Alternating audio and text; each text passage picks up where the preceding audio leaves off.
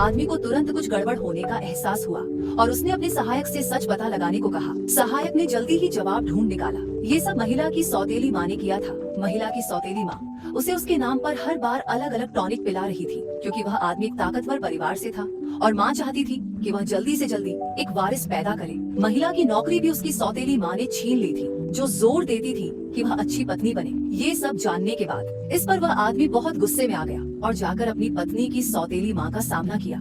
उसे चेतावनी दी कि हमारी डील मत भूलना। पता चला कि 2 साल पहले वह आदमी गलती से सुन गया था कि उसकी पत्नी की सौतेली माँ उस एक बूढ़े अमीर आदमी से शादी कराने वाली थी। उसे बचाने के लिए उसने अपनी पत्नी की सौतेली माँ से एक कॉन्ट्रैक्ट साइन करवाया था और उस महिला की सौतेली बेटी से शादी करने के लिए $50 मिलियन दिए थे और माँ से वादा करवाया था कि वह कभी भी उसकी जिंदगी में दखल नहीं देगी। वह हमेशा अपनी पत्नी से गहरा प्यार करता था, लेकिन उसने उसे गलत समझ लिया था।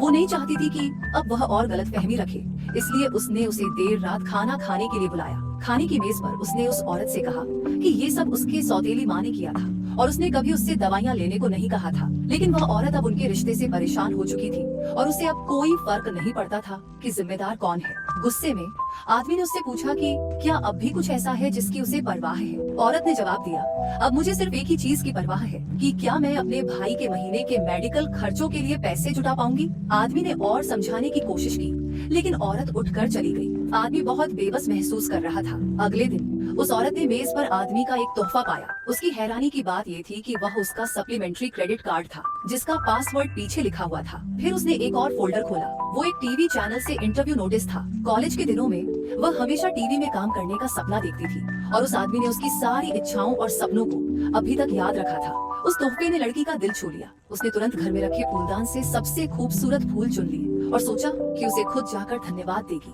जाते समय उसे थोड़ी घबराहट हुई। डर था कि शायद वह उसके फूल स्वीकार न करे। तभी वह आदमी अपने ऑफिस से बाहर निकला